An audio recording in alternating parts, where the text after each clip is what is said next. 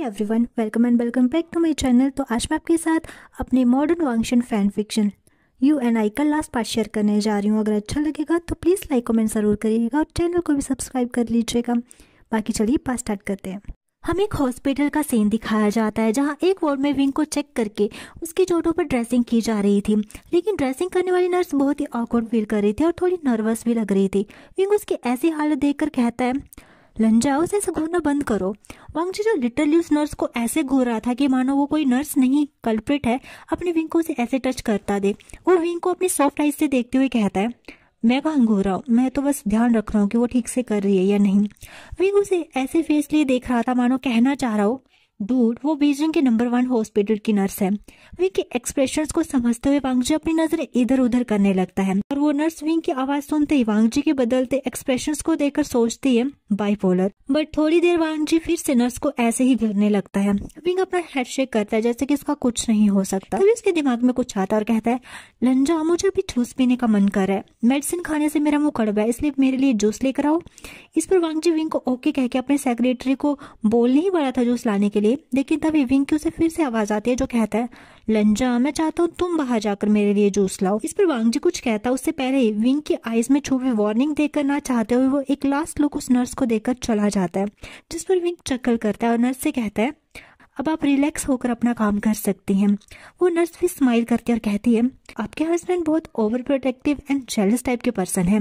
Husband नाम सुनकर wing blush कर जाता है और कहता है, वो मेरा हस्बैंड नहीं है, आई मीन हमारी शादी नहीं है अभी तक। इस पर नर्स कहती है, ओह तो बॉयफ्रेंड, डोंट वरी, वो आपको हस्बैंड भी जल्दी बना लेंगे। उनकी आंखों में ही आपको पूरी लाइफ अपना बनाकर रखने का दृढ़ संकल्प दिखता है। ऐसे कह के वो मुस्कुराती है। विंग की ड्रेसिंग खत्म हो चुकी थी, तभी वॉल का डोर ओपन होता है जहाँ गहरी गहरी सांस लेता वांगजी ड्रिंक लिए एंटर करता है। वांगजी की ऐसी हालत देख वो दोनों शॉक हो जाते हैं। फिर वो नर्स टीजिंग टोन में विंग को विस्पर करते हुए कहती है, तुम्हारे सून टू बी हस्बैंड में पेशेंस बिल्कुल नहीं है, you should watch your back. Wing का चेहरा रेड टोमेटो जैसा हो जाता है नर्स की बात सुनकर। वो नर्स वहां से चली जाती है। वांगजी के डेडली ग्लेयर से बचते और बाहर जाकर एक गहरी सांस लेते और मुस्कुराते हुए वहां से चली जाती है। और अंदर वार्ड में जैसे ही हमारे वांगजी ने देखा कि इस नर्स ने कुछ कहा जिस वजह से उसका विंग ब्लश कर रहा है, तो उसकी जेलसी और भी ज्यादा बढ़ जाती है और वो अपनी डेडली ग्लेयर से उस नर्स को तब तक देखता रहता है जब तक वो बाहर नहीं चली जाती। विंग चक्कर करता हुआ कहता है, अब वो चली गई है, उसे घूरना बंद करो।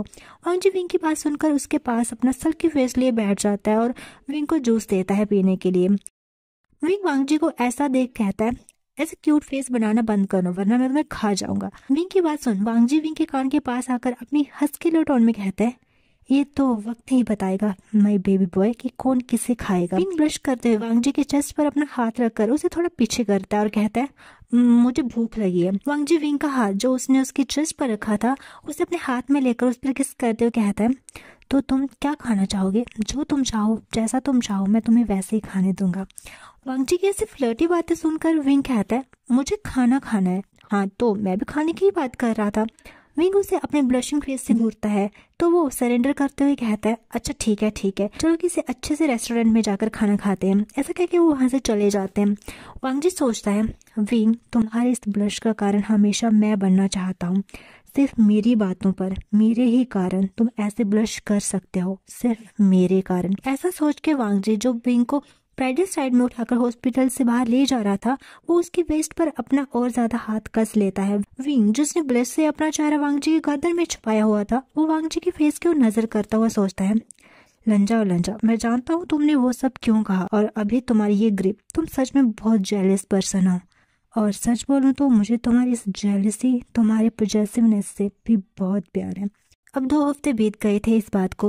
विंग बिल्कुल ठीक था और वांगजी ने जैसा सोचा था वेंचा और उसके फादर की हालत बहुत खराब थी जेल में। क्राइम तो उनका साबित हो ही गया था, इसलिए जेल से बाहर आना नामुमकिन था और वांगजी ने जेल में पैसे देकर गुंडे खरीद लिए थे जो हद से ज्यादा उनको टॉर्चर करते थे और पुलिस भी इसमें कुछ नहीं कर पाती थी या कह लो कुछ करना ही नहीं चाहती थी, क्योंकि उन बाप बेटों की ऐसे डिस्गस्टिंग एक्ट से वो खुद भी वांगजी के साथ थे। वहीं दूसरी ओर आज लैंड मेंशन में थोड़ा टेंशन का माहौल था। था, क्योंकि वहाँ शाओ फैमिली आई हुई थी वांगजी और शाओफे के रिश्ते की बात करने फिर से। लैंचुरैन ने वांगजी को सब सिचुएशन बता दी थी और वांगजी भी वहाँ पर आ गया था विंग को अपने साथ लेकर। सब लिविंग रूम में बैठे हुए थे। तभी मिस्टर शाओ कहते हैं, मिस्टर लान, हम यहाँ वांगजी और फे की शादी की बात करने आए हैं। इस पर कोई कुछ बोल पाता तभी वांगजी की आवाज़ आती है जो कहता है, मुझे यहाँ तक याद है मैंने ऑलरेडी ही एंगेजमेंट तोड़ दी है।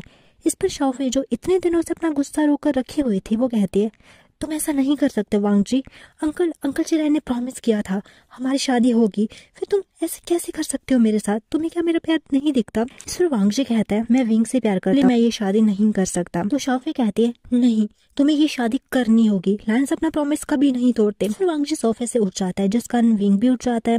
वांगजी कहता है, मेरी लाइफ के रिगार्डिंग कोई प्रॉमिस करता है तो उसमें मेरा फॉल्ट नहीं, और जहाँ तक हम लैंस की बात रही तो हम लोग एक बार ही प्यार करते हैं और अपने प्यार से ही शादी भी, इसलिए मैं सिर्फ शादी विंग से ही करूंगा। और ये कहकर वो विंग का हाथ पकड़कर अपने रूम में चला जाता है। पीछे से शाओफे वांगजी का नाम चिल्लाते रहती है जिस पर मिस्टर शाओ उसका हाथ पकड़कर उसे बिठाते हैं और बोलते हैं कि क्या मिस्टर लैन अपनी बात से मुकर जाएंगे? क्या वांगजी की जान बचाने पर क्यों है प्रॉमिस को तोड़कर वो इस तरह पूरी दुनिया के सामने उनका मजाक बनाएंगे? पर मिस्टर लैन को भूलना नहीं चाहिए कि जिस लड़की का वो दुनिया के सामने मजाक बनाने का सोच रहे हैं वही अगर वांगजी को सही टाइम हॉस्पिटल नहीं लाती तो वो मर सकता था उस एक्सीडेंट की वजह से। कौन से एक्सीडेंट की बात कर रहे हैं आप मिस्टर शाओ?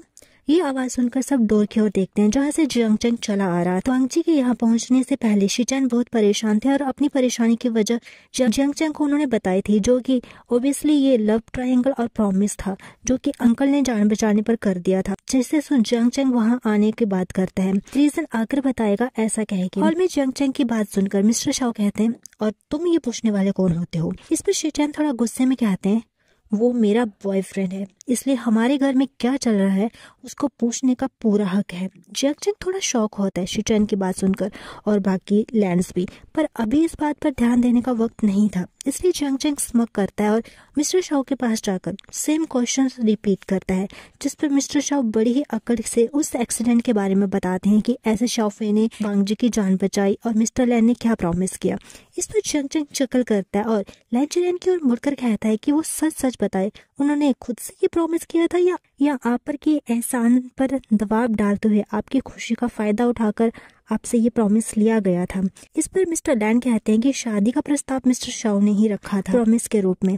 इस पर जियांग चंग हंसता है और कहता है, वाओ, सच में मिस्टर शाओ आप और आपकी बेटी एक अच्छे बिजनेसमैन हैं जो अब लोगों की जिंदगी का बिजनेस करने लगे हैं अपने डर्टी ट्रिक्स खेलकर। इस पर मिस्टर शाओ गुस्से में कुछ बोलते उससे पहले शिचैन जियांग चंग को अपनी बात समझाने के लिए कहते हैं, जिस पर जियांग चंग बता देता है कि वांगजी को हॉस्पिटल विंग लाया था वेंचिंग और उसकी टीम के साथ। फिर वो उस दिन की पूरी बात बताता है। शिचैन ने उस दिन विंग को नहीं देखा था, वो डायरेक्टली ओटी में चला गया था, जियांग चंग ने देखा था।